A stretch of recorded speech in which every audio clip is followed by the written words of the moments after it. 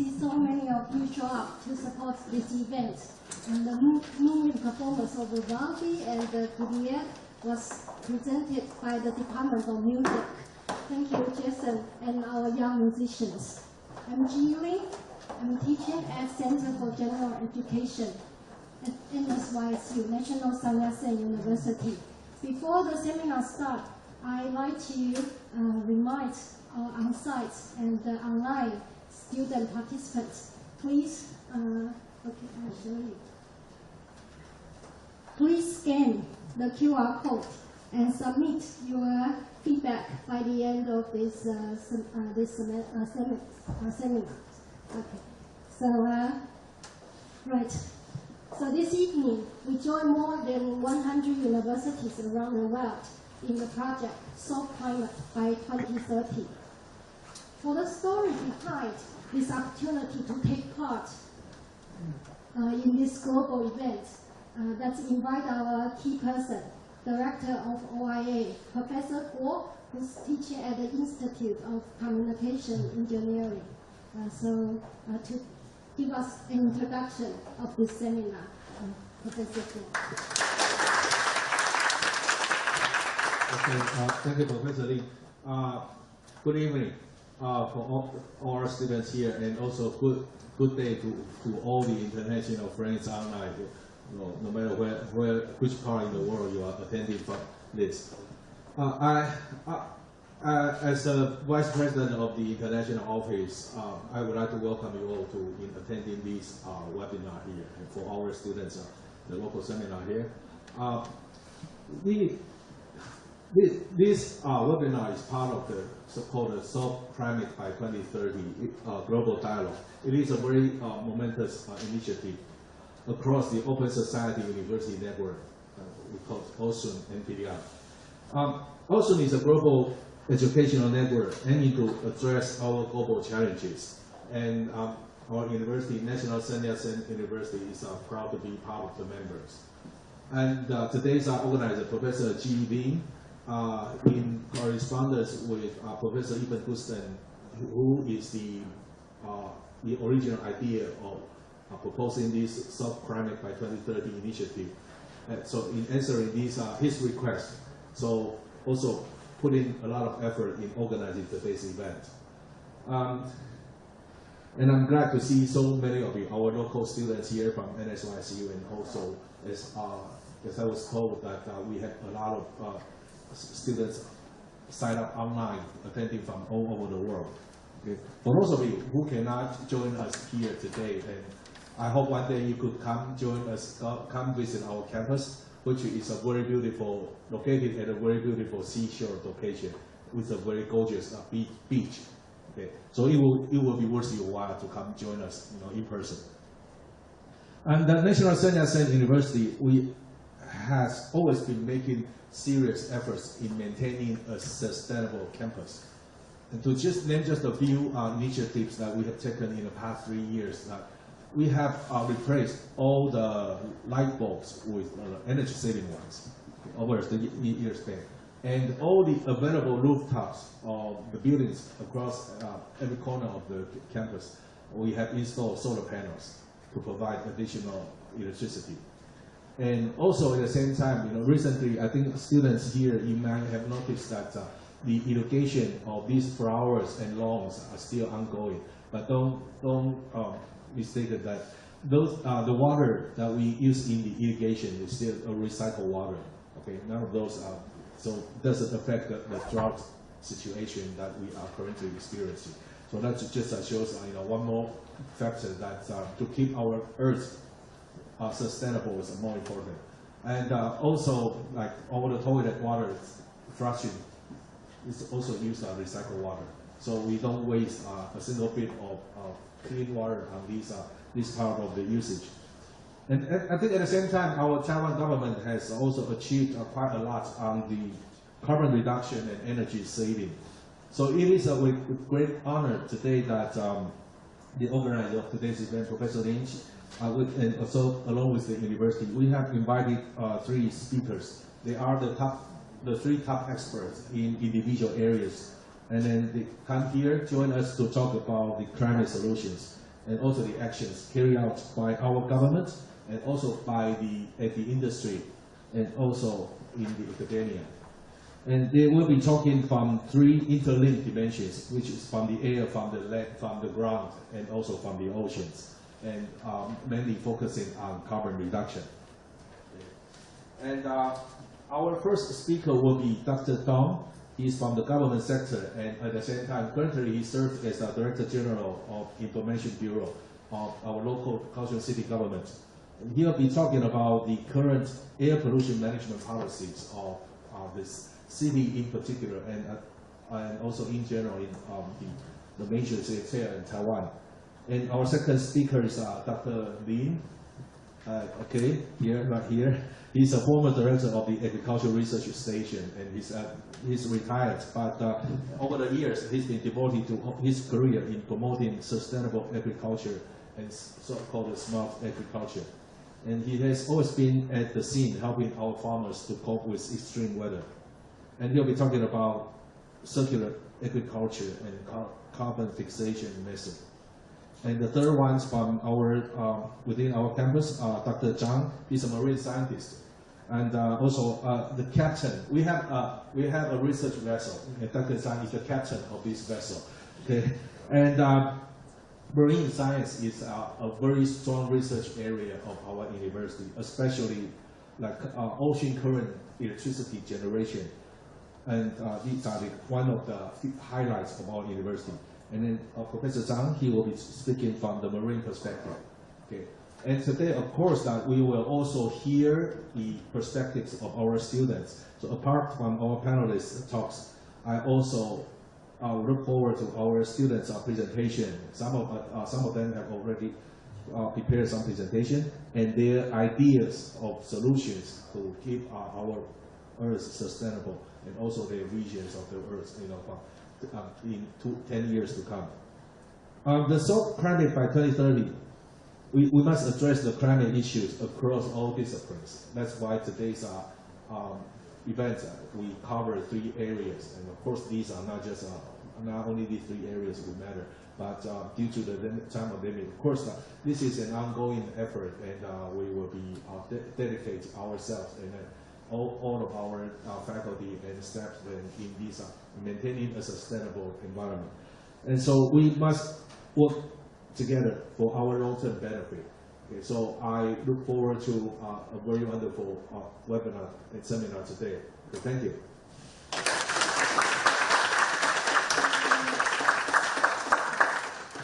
Thank you, Professor Guo, for your introductory remark. So we would like to invite everyone for a mass photo now to keep a memory of such a unique gathering. Right, so could you please move a bit forward to the center?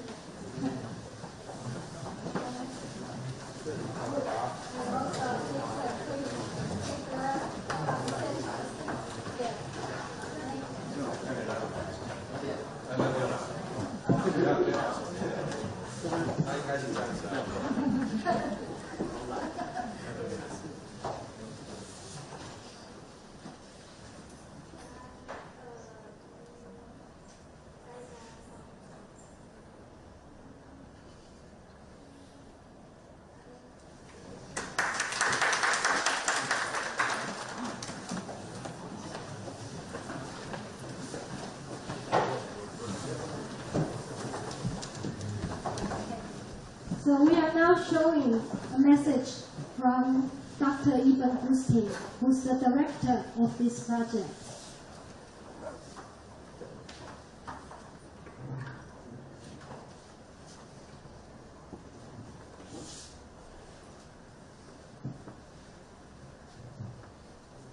Welcome to the Solve Climate Global Dialogues. You're participating in one of 125 events held across the planet, including in almost all 50 U.S. states, part of a global project called Solve Climate by 2030. My name is Ibn Hustin, and I'm an economist and director of the Graduate Programs in Sustainability at Bard College in New York, the lead organizer for Solve Climate. This last year has been difficult for everyone. As the world looks forward to recovery from COVID, we are focusing tonight on the most important question facing humanity. What can we do in this year in our regions to help solve climate change, while supporting struggling communities that have faced widespread loss of life, economic disaster, and joblessness. Worldwide, from Australia to Kyrgyzstan, from Colombia to Malaysia, and from South Carolina to South Africa, Solve Climate audiences are hearing from local experts and young leaders about concrete steps that can really help nations solve climate change while creating much-needed jobs and incomes for everybody. The year 2020 was one of the 2 hottest years in human history, bringing with it massive forest and grassland fires, record-breaking storms and hurricanes, and relentless rising seas. Solving climate is the challenge which the human species must now face. There's hope for the future. Solutions have continued to advance. This year, China committed to building a carbon-neutral economy, while the U.S. rejoined the Paris Agreement. Solar, wind, and battery prices continue to fall, while major car companies have been rushing to electrify the global fleet. Worldwide, movements for Black Lives Matter and Me Too are leading in bringing much delayed and urgently needed justice to the world. Time is short. We have until 2030, 10 years to solve climate. We didn't get a lot done in this decade. We have the solutions, but only if we focus the world on climate solutions and justice, and then do the work we have to do in our own cities and regions. For students listening, you are the leaders. Without you, the future we envision will not come. I'm asking tonight for your help. We're going to discover powerful ideas for climate solutions and climate justice, and how you can be a part of the solution. But this message must reach beyond those of us who are listening right now. Would you ask all your teachers this week in every subject to make climate a class? The teacher can assign tonight's webinar's homework for the students, and then afterwards have a one-class period discussion. And we mean every subject, from art to engineering, psychology to business, dance to chemistry. Teachers don't need to be a climate expert to lead a discussion about climate change. The Solve Climate Project has easy-to-use teacher's guides in nearly every subject and in 3 languages to help teachers make climate relevant to their class. It only takes courage. Don't take no for an answer. Ask them, why not? This is your future. You'll be surprised how many teachers will say yes and thank you. Imagine you, thousands of leaders like you around the world, asking their teachers once every school term to make climate a class. That means every term going forward, hundreds of thousands, millions of students worldwide in their classes talking about climate solutions. COVID has shown how fragile our global economy and society are to extreme events. It's also shown that vulnerable people are facing the hardest, most damaging impacts. This is also true with climate change. Science has made it clear that unchecked global warming will mean an unending onslaught of extreme events, causing untold suffering for humanity and all creatures, species driven to extinction, a planet of environmental refugees. And yet, in many ways, this is the most exciting time to ever be alive as a human. We have the tools and networks and technologies to rewire the world with clean energy, reimagine the global food system, reinvent transportation, and regenerate forests and grasslands, and be well on our way to solving climate by 2030. Tonight, we will learn how to do this in our own cities, our own towns, our own regions. Thank you for the work you will do to promote climate solutions and a just world.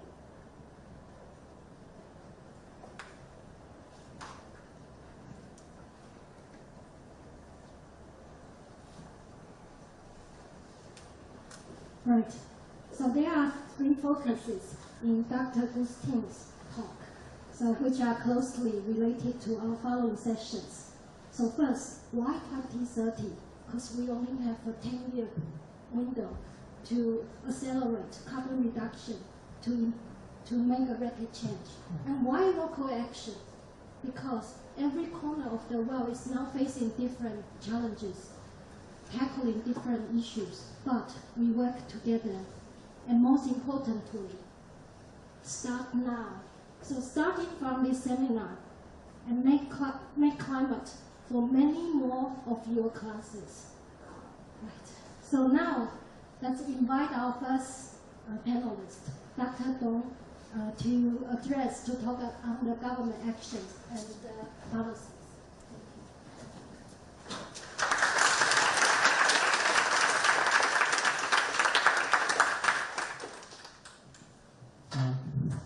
Good evening, ladies and gentlemen, and students and friends here and around the world. My name is Chien-Hung. I'm currently the Director General of Information Bureau of Kaohsiung City Hall. I'm also a professor at the National Chongqing University teaching about landscape design and urban planning. And here is my pleasure today to show you about how Kaohsiung City government, as a local government institute, how we will be able to participate in this global climate emergency, and how we will be able to use the public policy tool on the issue of carbon reduction in our society. Okay, so first, let's understand what is Kaohsiung is going on. For the past 20 years, the Kaohsiung City is going through a silent green reform. The silent green reform is because we are a post-industrial cities, which, as many cities around the world, they will have a lot of heavy industry and factory in our cities. So since 1998, when the first DPP mayor was elected, a green reform has been installed for the betterment of the Kaohsiung City. It first focusing on the green light of the city environment and began to construct a spongy cities. The second, we are trying to construct a rapid transit systems to provide a green transportation system for the city, so we will be able to reduce a lot of carbon emission by car or others. And the third, we try to introduce the new thermal energy technology to accelerate action on reduction carbon dioxide emissions. So let's see, this is the green line of our city environment. By constructing more land, more green field for the city, so that on the one hand, we provide a place so that we will be able to sponge, like a sponge city, to absorb more water. On the other hand, we will be able to reduce a lot of carbon emissions. Also, we're building a lot of cities by installing different kinds of systems so that the city becomes a kind of spotlight, so that we change the city's industry from heavy industry to the service industry. And by making this, so that many people will be able to come to visit Kaohsiung, and this city becomes a different kinds of city spotlight. So that you can see, this is our harbor.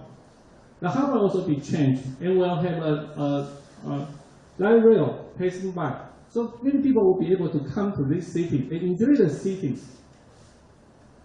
So let's begin by talking about how Taiwan will be able to reform our energy policy, and how Kaohsiung City will be able to participate in using the public policy tool to participate in the carbon dioxide emission reduction.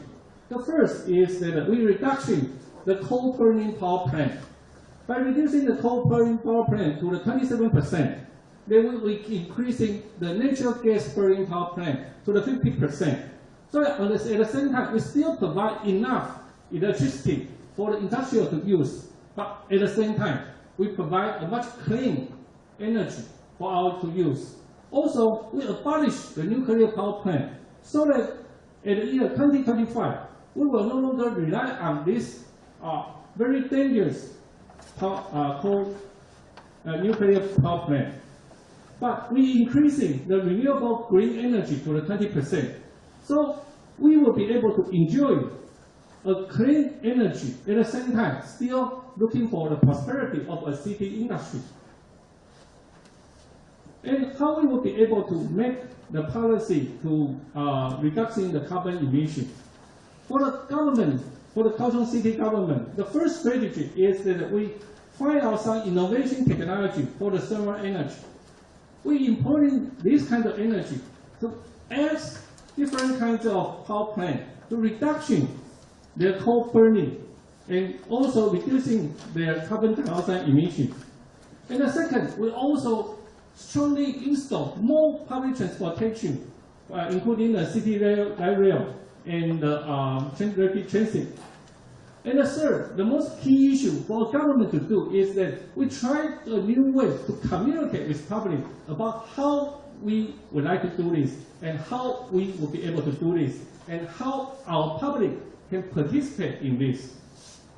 So the carbon dioxide emission should be a common sense for our citizens, and not just certain people.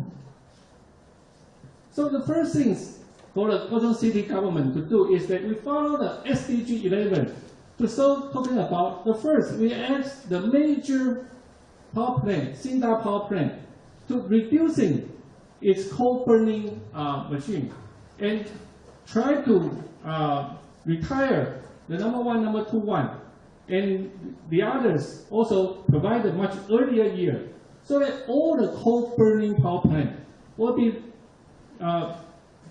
be off by the year 2026. But in the 2026, there will be no coal burning power plant in Kaohsiung City. At the same time, we ask government-related industry to review their system. So all the systems that related to any carbon dioxide emissions, they will be changed to a new technology. By using this new technology, then we will not only reducing the carbon dioxide emission, but also NOx and VOXes. Others chemicals will be like PM 2.5, will be also reductions. And the third one is that we increasing the mass transportation systems. So we not only building more light railroad, making a circle, but also we build up more rapid transit system in Kaohsiung, so that many people will be able to participate in this green transportation system. So all the system will be done by the government and by the request of the government. 1744 factories boil will be at the end of this year will be totally changed to a new one. So it will reduce a lot of carbon dioxide emission, also PM 2.5. The mayor itself go to a lot of factory and a national related company to ask them to install this new technology, so that all the carbon dioxide emission will be reduction.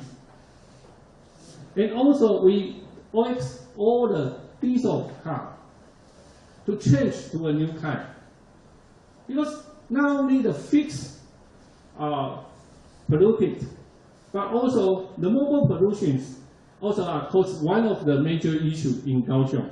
So our two major resources of air pollution come from not only the fixed pollution resource, like our factory that I previously saying, but also the mobile pollutions. So the government also asks all the diesel cars should be renewed and should be changed to a new one. By changing this, it already will reducing, as the map has shown, it reducing more than ever. Okay, so as we said, that all the carbon coal burning power plant will be reducing. Also, we provided this new transportation map. It shows that a lot of things that we are doing will be continuing to doing. Not only the circle line of the light railroad, but the new yellow line to extend to the Pingtung City. The red one also will extend to others. All these are trying to prepare for this city a new and green transportation system, so that people will not rely, as we are right now, on motorcycle, on a lot of car driving. We will become a much green transportation system and green transportation cities that will be able to reduction a lot of carbon emissions. So the mayor asked the whole light rail system to open.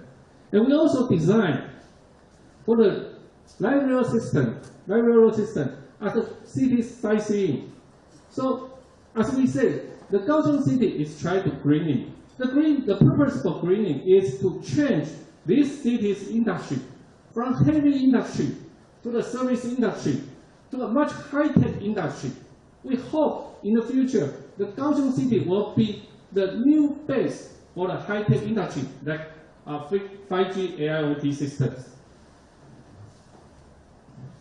So we can see in the future, this will be our light rail taking through the Art Museum. So we are not only providing a green transportation, but also providing green environment. All this green environment will be able to help our city to reduction more carbon emissions. The third thing is that how we will be able to communicate with the public. In the past, our government is like all state apparatus.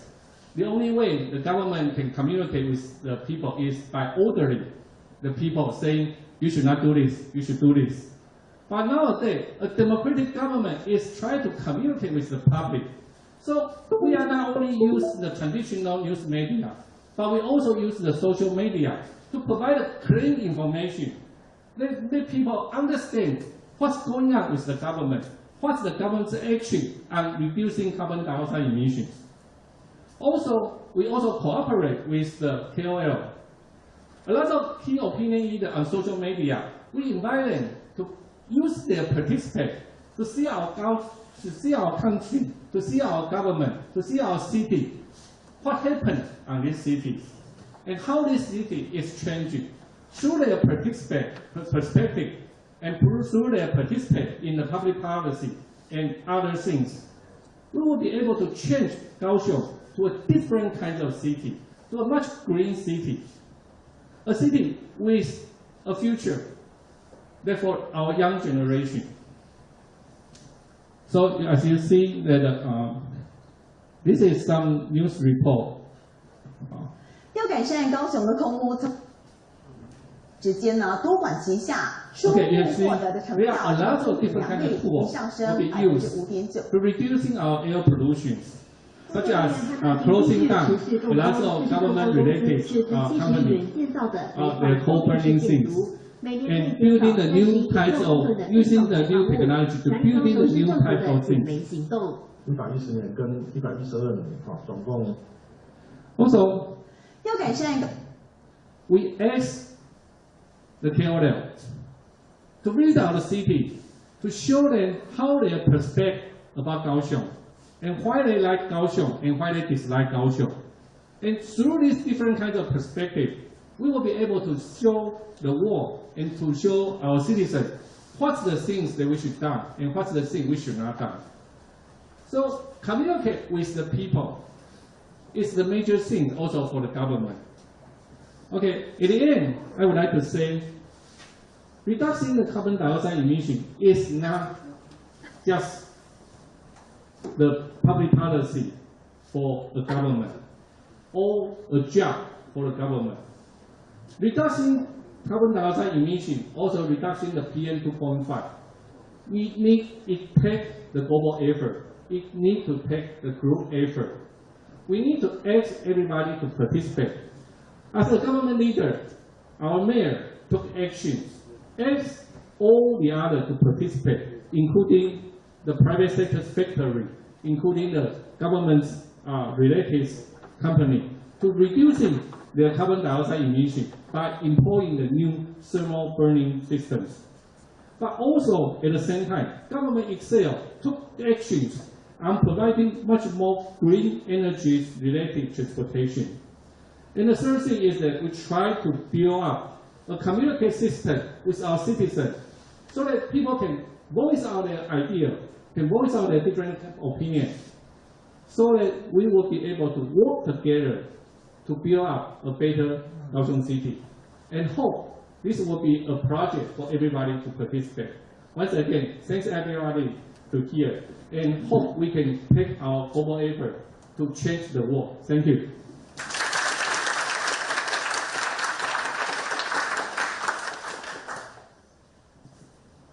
Indeed, it takes everyone's efforts to work on a healthier city.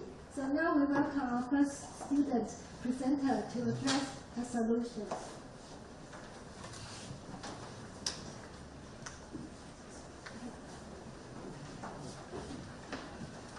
大家好，我是Louis。 Good evening, everyone. I'm Alexia, and you can call me Lexi. Here's my favorite quotation.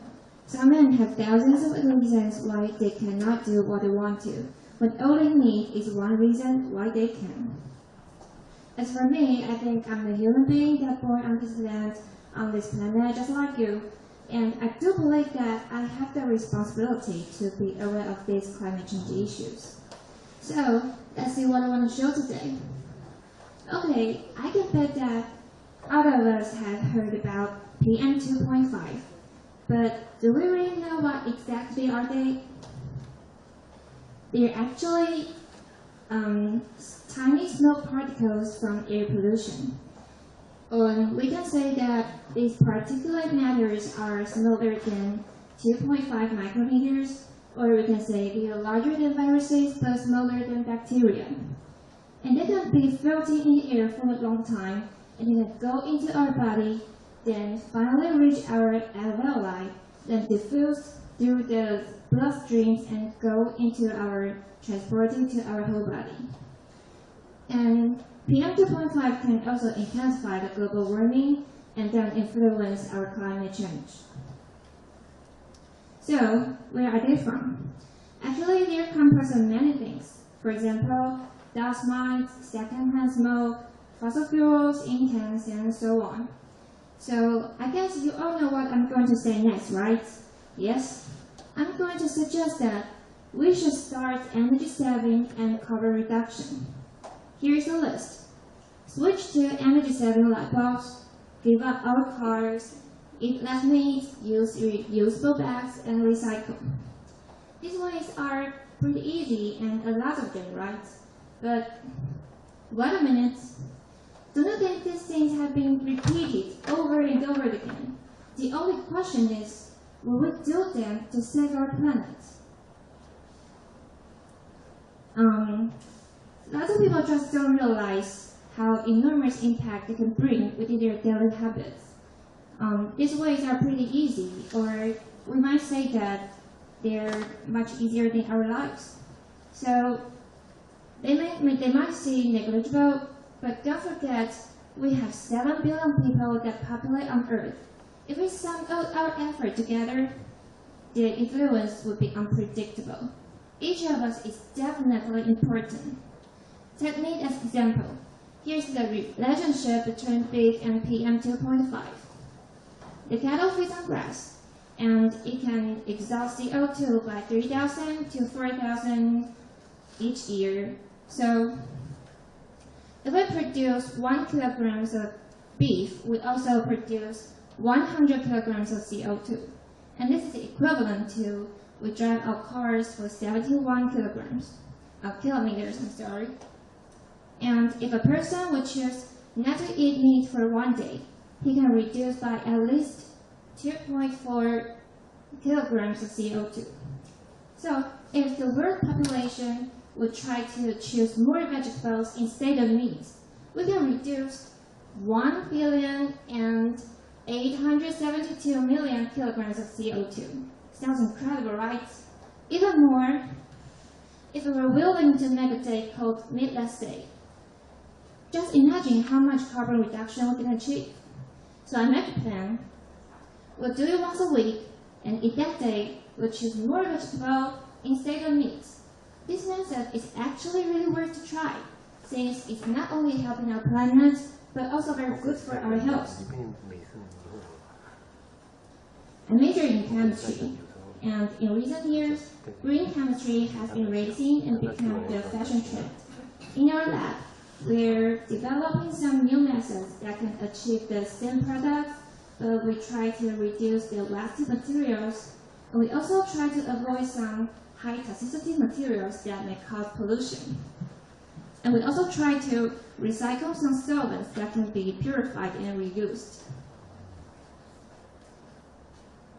Since I was born, I was educated to study hard, to get a grade 8 in each subject, and to find a fantastic job. And what is our final purpose? To get a better life, of course. But have we ever imagined what kind of life we really want? In my imagination, I want to live in a clean environment. When I want to walk out, I don't have to check today's air quality. I don't have to worry the air outside might harm my health. And if I'm a billionaire, but I have to wear a mask every day, and half of my money should be paid for my medical insurance since the environment outside is too terrible to live. Fortunately, we still have time to change this tragedy, but it must be now. I've seen how dramatic our environment has changed. Our world tended to put the benefits, economic benefit on the top of our pyramid, but many species have been extinct, right? And our climate is getting more and more extreme. So it's the moment that we should stop our footsteps and take a look at this planet. It's sick.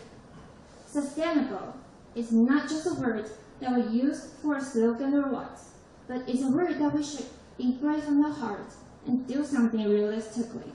Grazie. Thank you.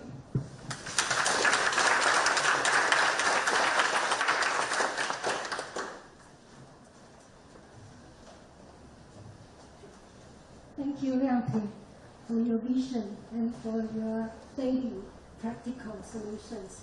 So now let's invite our second panelist, Dr. Lin, to introduce innovative strategies from the perspective of agriculture. Good evening, everybody. It's my great pleasure to be invited here as a speaker tonight. I'm very glad to speak at this climate event. In my career, for many years, I worked as the Director of Agriculture Bureau and the Research Station for Taiwan government. For a long time, I stand in the front line solving drastic situations caused by extreme weather and witnessed so much suffering and damage to our environment, plants, animals, and farmers. Climate change is mainly caused by human behavior, which leads to the global warming impact. We are the world citizens, and we are obliged to participate and to take action to address our solution for climate change. I'd like to share my experience in working on carbon reduction from the aspect of agricultural production. Circular agriculture is one of the major tasks, and the ongoing effort stretched by research on decreasing carbon emission for agricultural activity. Circular agricultural methods are less harmful to our ozone layer. I'll be talking the progress from two aspects. One is carbon fixation, using biochar and its obligation on healthy soil improvement. In order to increase the land function. The second effort is using more eco-friendly farming equipment.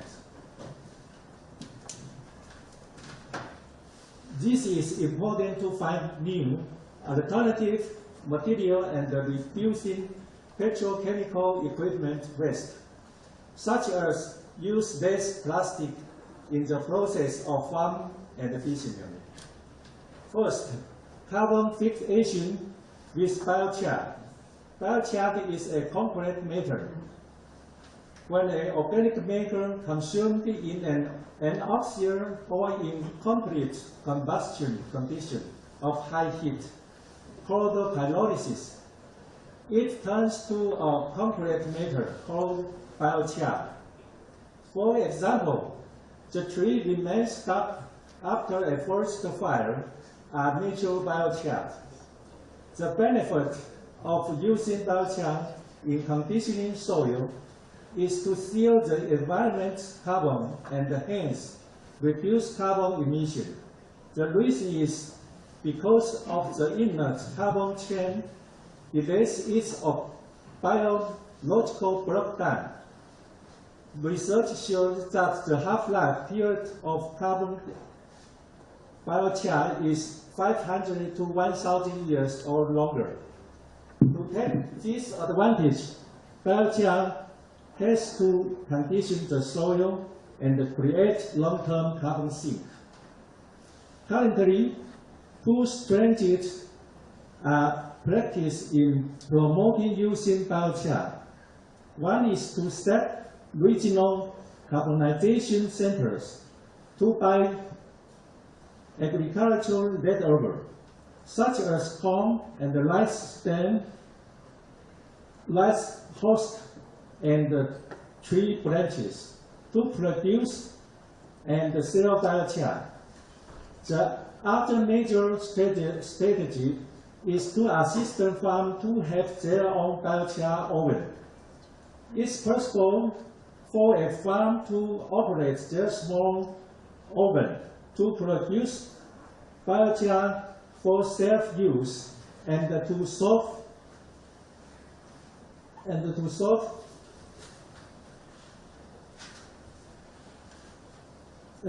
for producing alternative energy.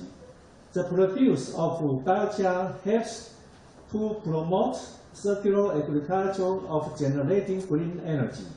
I'd like to take the opportunity to introduce the first biochar power station in Kaohsiung District Agricultural Research and Extension Station.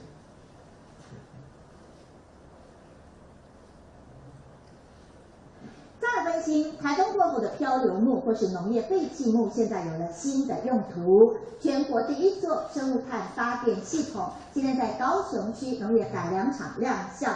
农委会主委林宗贤也特别南下支持，让农业的废弃物以后可以循环再利用，功能多又环保。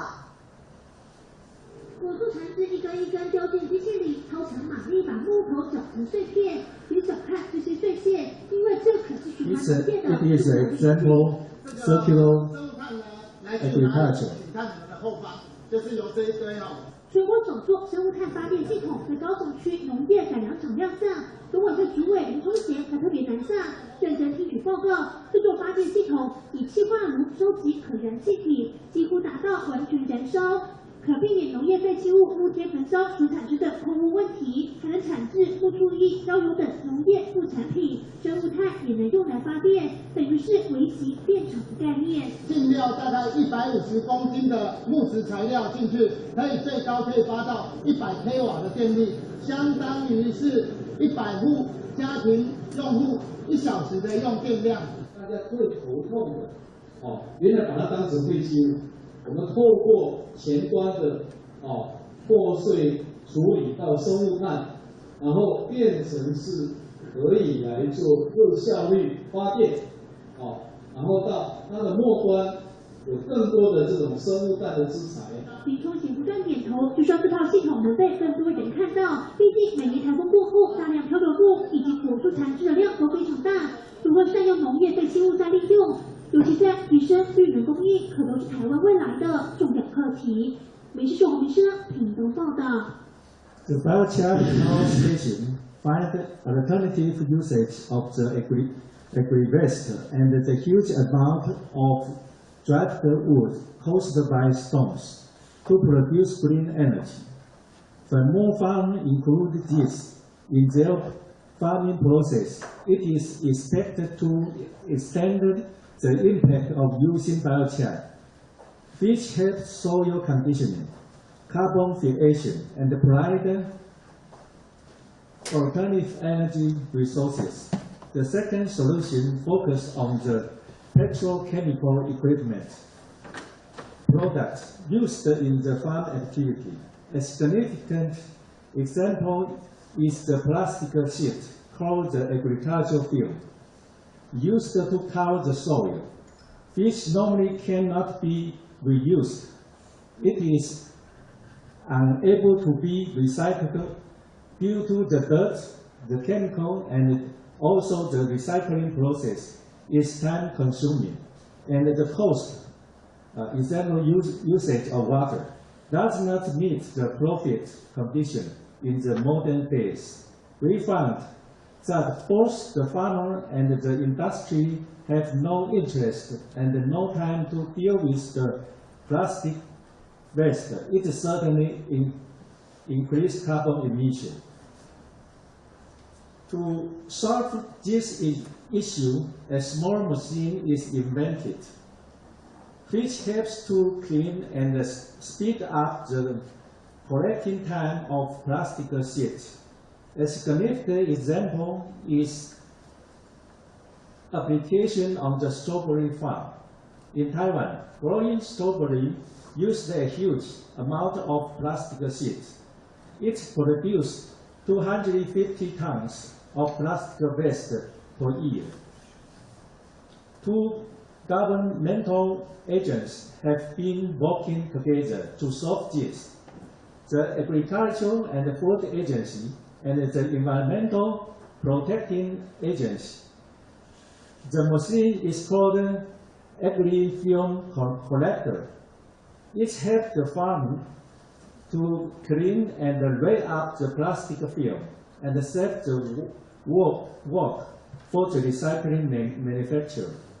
It increases the recycling and the reuse of the plastic film. It contributes to our environment health and carbon reduction. Maybe to introduce a bit how the machine works.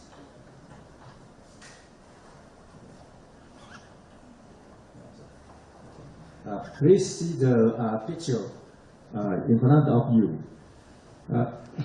Toward the end of my talk, I'd like to urge the young students and all of us to care about our agricultural development regarding new policy and new technology, and also to have an insight of how grow food, which helps to solve climate challenge. And this sustainable action you take show you your support of eating wisely. Thank you, everybody.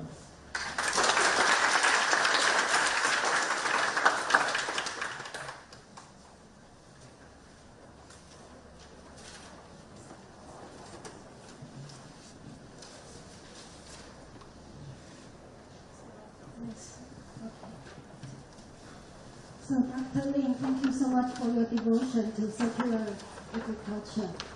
Right. So now we have 3 student groups to share their solutions, for campus actions. So let's welcome the first group of students on the app design.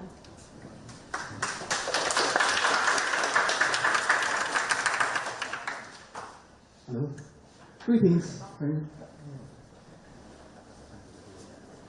Greetings, friends from worldwide. My name is Alex Huang, and today I want to share a cool idea about why we can bring our climate back by eating locally. And by the way, there's my group. Please stand up. So before we start, I want to make sure that everyone knows a word named carbon footprint.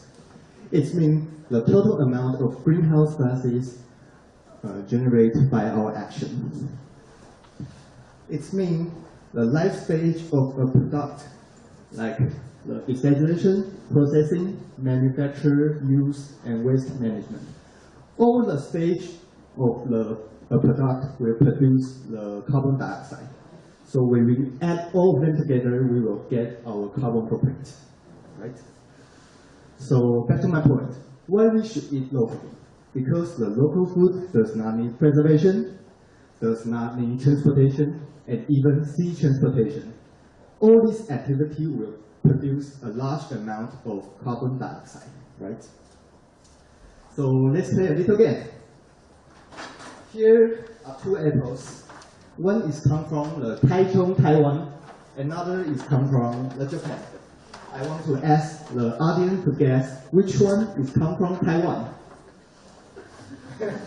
Come on, take a guess. The first one or the second one? This one, the first one? Take a guess. Local. Okay, the first one. Which one? First one. Still the first one? Alright, come on, give me a different answer. Professor, which one? The second one? Alright. The professor is right. The second one. And let's talk about the differences between these two apples. Let's talk about price first. The apple come from Taichung. It cost me around 30 bucks. It's roughly like $1. And the apple come from Japan cost me 90. Means around $3.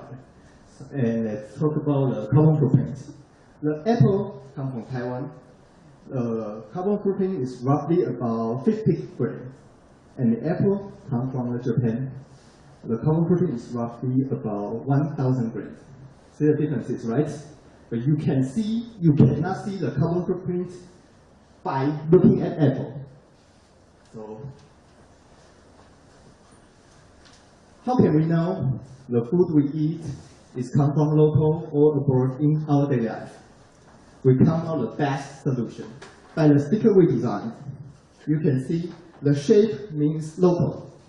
And the fish and staple food means the food from ocean or the food from land, pretty much means all of it, right? So when you see the sticker on the food, it means the food is come from local.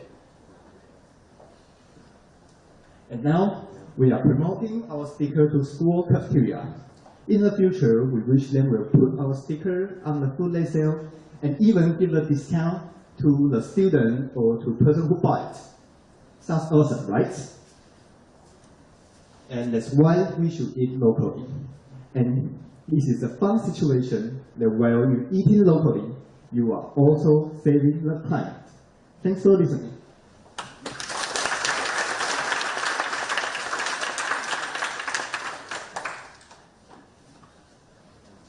Apology. I think to make the order a little bit mixed. So that's the good for promoting solution for promoting local foods. Right, so now let's welcome another student presenters. So you'll be talking about the app design, right? Okay, so that's the good one. And the one we just heard is about promoting local.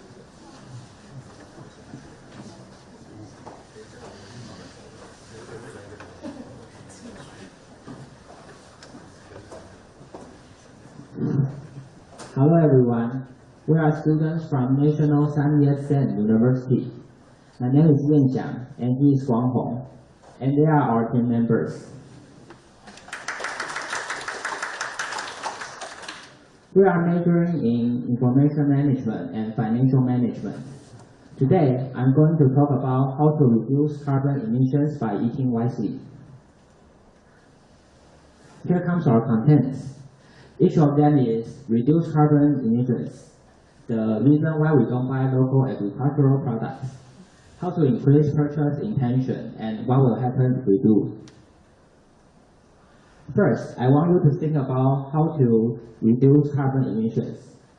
We may say eat less meal or eat more vegetables, drive less individual vehicles, or take more public transportation.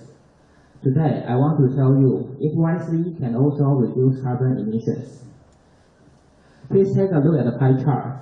We can see the transportation is 14%, and it is the third large part of all. So if we choose to eat local agricultural products, the carbon emissions will not increase due to the distance of the production area. Here is our viewpoint of why people don't buy local agricultural products. First one is the higher price. Mass production abroad can keep the cost down, so the price of local agricultural products is higher than imported. Second one is inefficient marketing. The local agricultural products are not attractive to the local customers because the lacking of good marketing plans. And based on the above points, we can say that there are not enough incentives.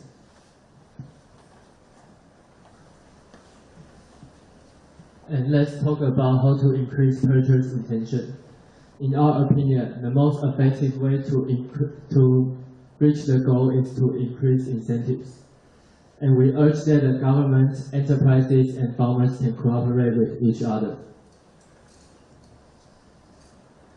The government should play a role of leader to invest in local agriculture, and the enterprises must act as intermediaries between farmers and consumers.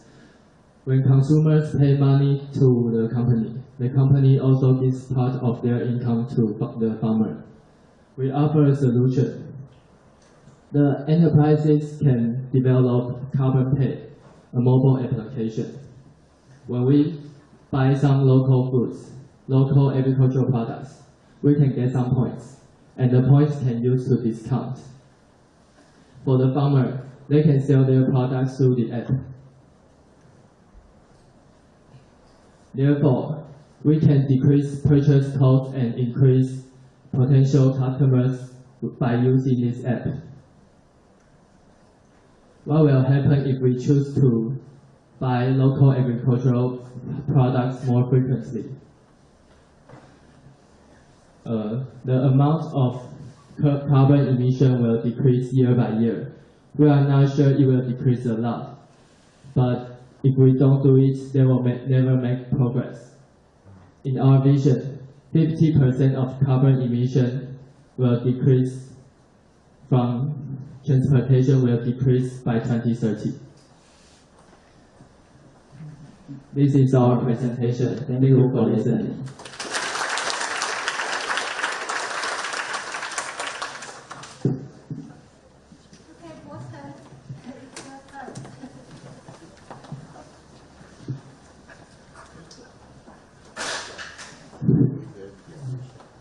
Hi there, my name is Jack. I am majoring in Department of Marine Environment and Engineering. Today, I would like to talk about the solutions to deal with the problem of how to reduce the single-use container. The single-use product brought some bad consumption habits to humans, but most people didn't realize that this convenience was built on the future credit. So in order to reduce this product, Taiwanese government promotes the use of the eco-friendly materials. So I'm going to introduce a campus action. In our university, we have a department named Aerosol Science Research Center. Its main job is to rent the eco-friendly tableware to users. They often join major events or booths and then rent eco-friendly tableware to users. However, it's a pity that the result is not as good as we expect because of the inconspicuous location of the service goods. So these are the actions photos. So there are two solutions of the list. First, we make it become service learning courses. This can solve the problem about the shortage of the manpower, and also it can introduce environmental information to everyone. Second, create a bigger campaign. Search like special discount to reduce single-use material. This can call users' attention on ecological problems. And then now I will talk about why it's efficient to don't use the single-use product. First, we all know that plastic is a petrochemical product. In addition, petrochemical is a highly polluted industry. And don't forget, when burning the sulfur oxide, nitrogen oxide, it will kill many polluted issues. And still, every plastic product will kill recycle problems, which means more contamination problems. Because of its product is not reusable. Thanks for your listening.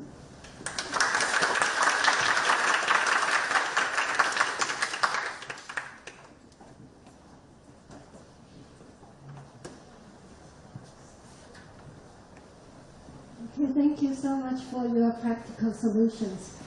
Okay, so now we invite Professor Chang, who's a marine scientist, to talk about how to fix climate change from a marine perspective.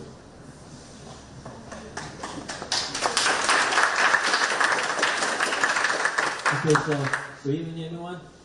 I would like to thank Professor Lin, who's the organizer for this webinar. So it's my great honor to be here. So for me, it's very exciting for me to see many young students here. So it suppose that all of you are concerned about the environment issue and also the carbon dioxide emission issues. So today I would like to bring you some ideas for possible solution for solve this carbon dioxide emission. So I'm Yuan-Pin from the Department of Oceanography, National Science University.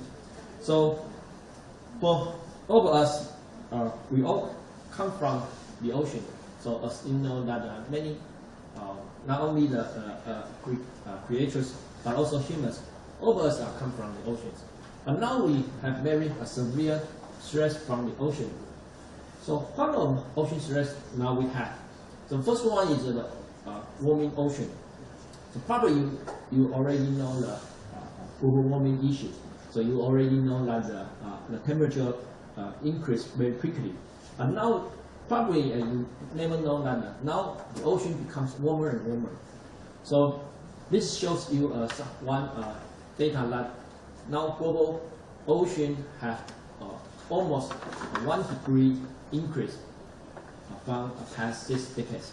That means only 60 years the ocean increased 1 degree for not only the surface one, but also the intermediate ocean and also the deeper ocean. So it means that because the water, the ocean, have more capacity to absorb more heat than the atmosphere. So that means while the ocean increase the temperatures, it will become global quicker and quicker. So that will be a very severe problem. So not only for the fishes, or not only for the fishes, or now also for the environment. So the other one is the ocean acidification.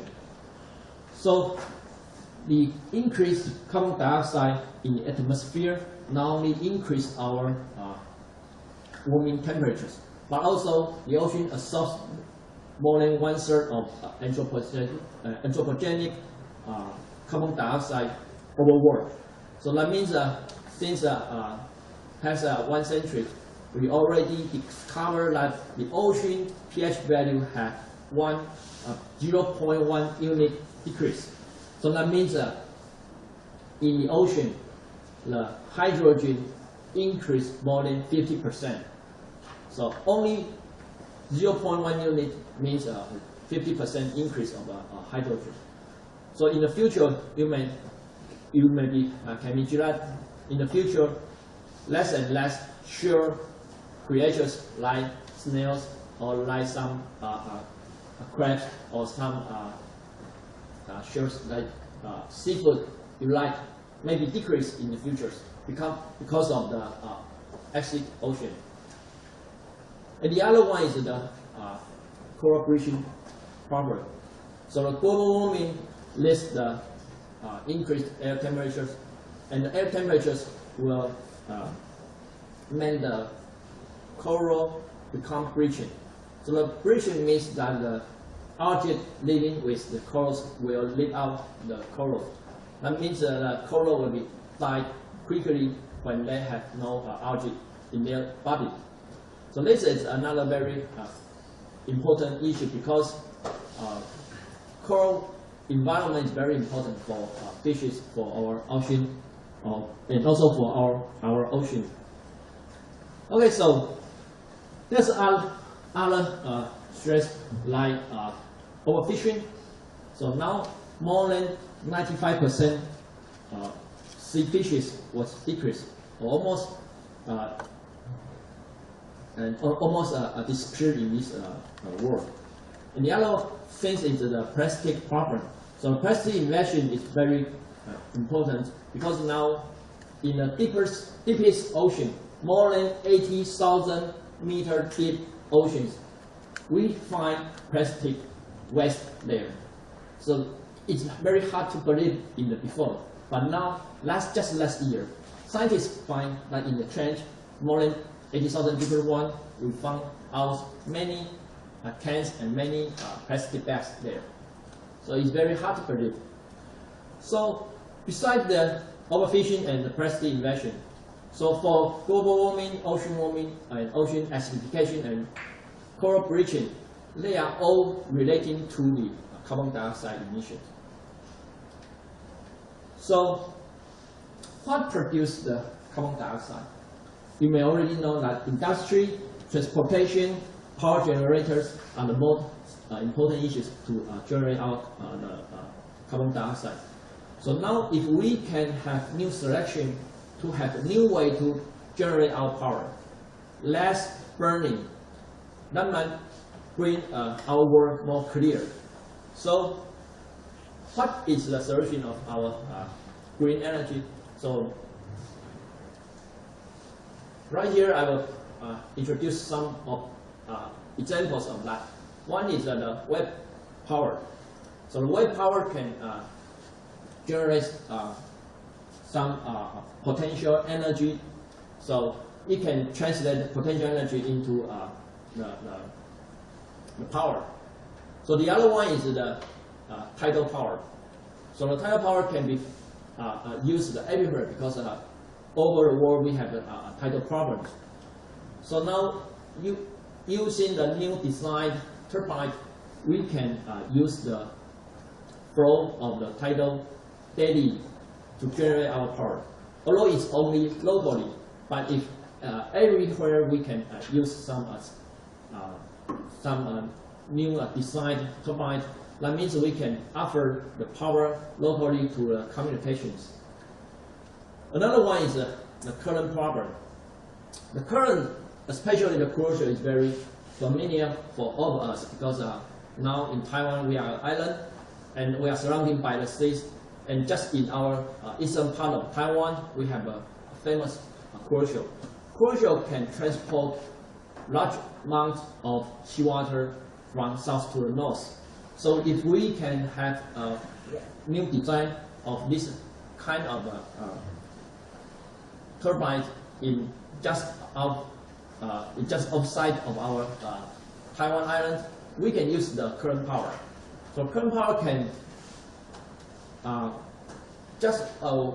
if we can just have one section of this kind of turbine in the eastern part of Taiwan, that kind of crucial power can offer us more than one firepower plant. So the current is probably should be the one of our future selection in Taiwan because we have crucial. So what's the future visions? Now this gives you ideas how many potential energy of our ocean has. So you can see that it's a tremendous amount of energy just in our oceans.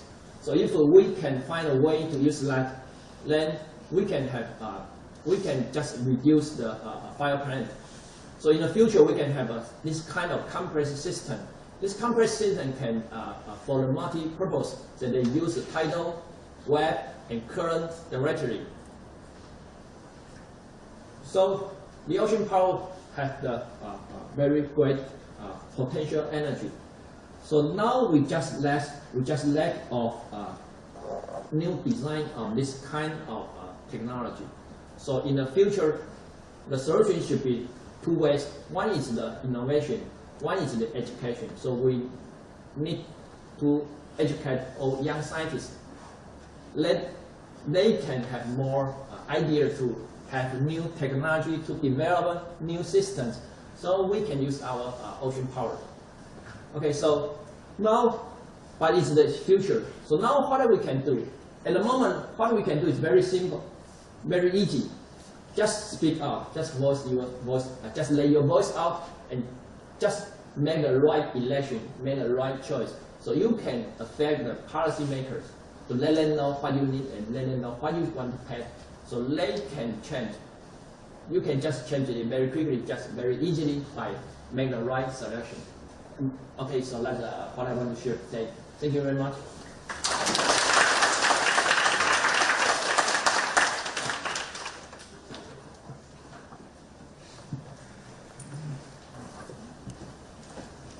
Okay, thank you, Professor Zhang, for introducing the cutting-edge technology, which is the highlights of our university's research, and also encourage the young generation to voice out.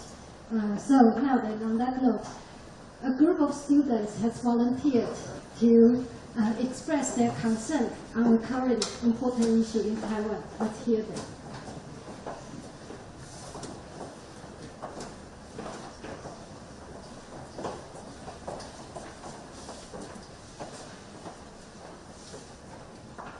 Okay, good evening everyone. I'm Chien-Hung from Kaohsiung, Taiwan. This is张咏斌, Cheng-Wei, and Ching-Ho, and we're all from National Yat-sen University. Our topic today is energy efficiency and future energy. According to the Climate Change Performance Index, also known as CCPI, reported in 2020, our country was ranked 57th out of 61. In other words, compared to other countries, although Taiwan is only a small island, we are responsible for a great deal of carbon dioxide.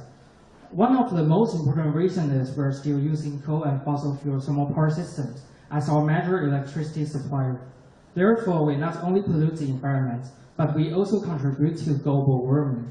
So we must find some appropriate solutions to restore our Earth, because all of us are members of this blue planet.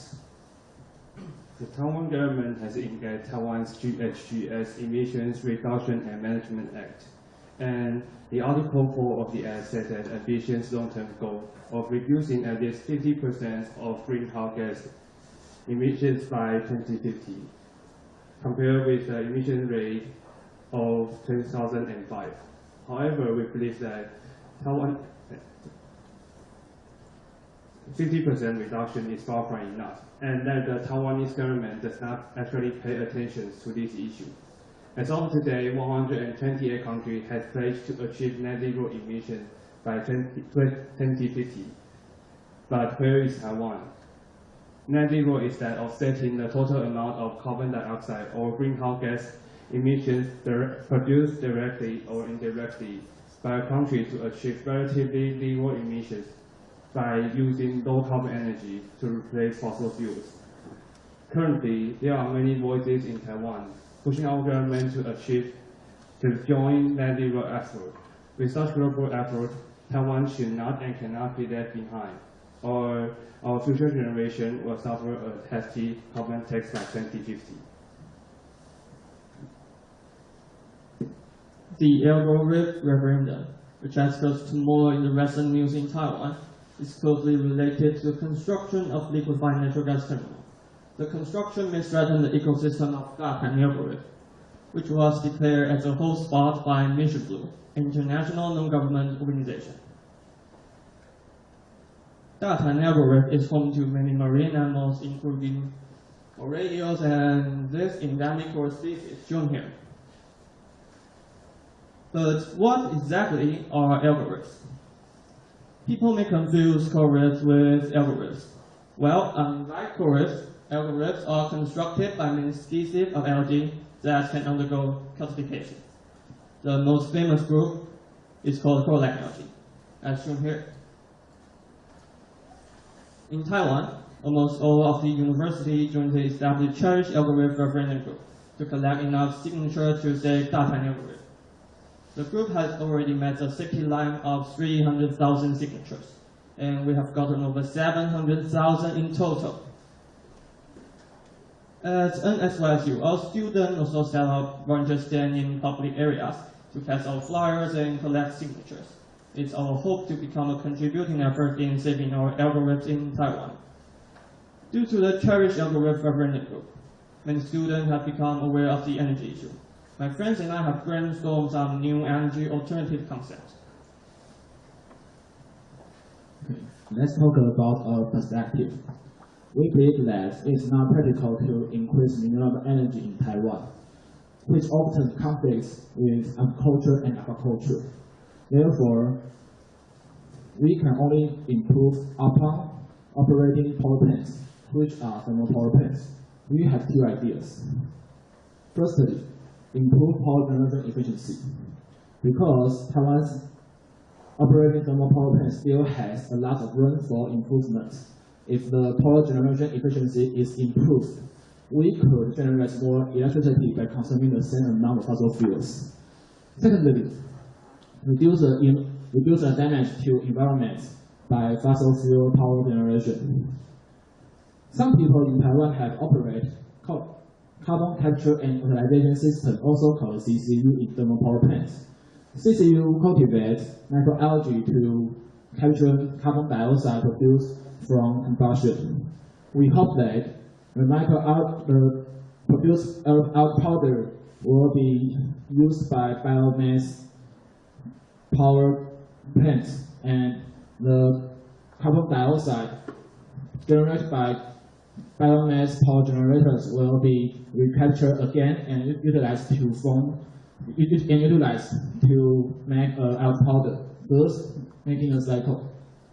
Finally, I'd like to say the environment cannot protect itself from humans. It's up to us to guard our national treasures. Thank you.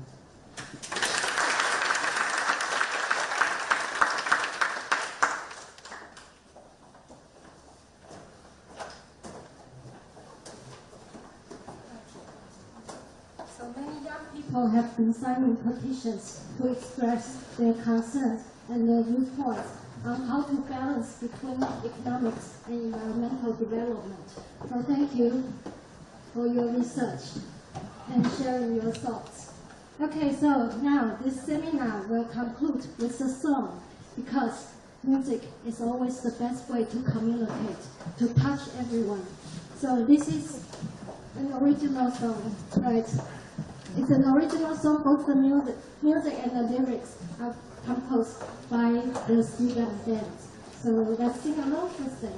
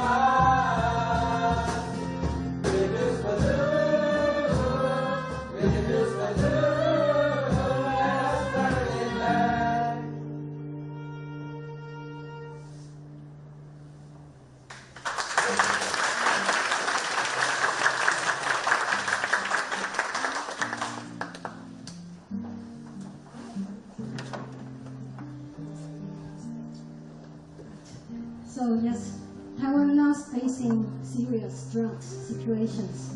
So we really need to take more actions to turn our climate back. So that's for today's seminar. So please give us feedback and share your comments. And I will see you taking campus actions. And then so thank you for joining us and goodbye.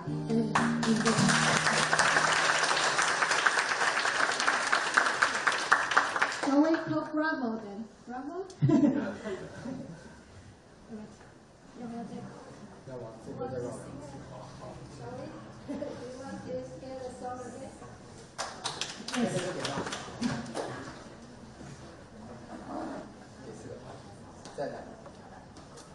Okay, so now please scan the QR code. It's the time to fill out the feedback and show us at the door. And thank you for participating in this event. So take it away then. Thank you.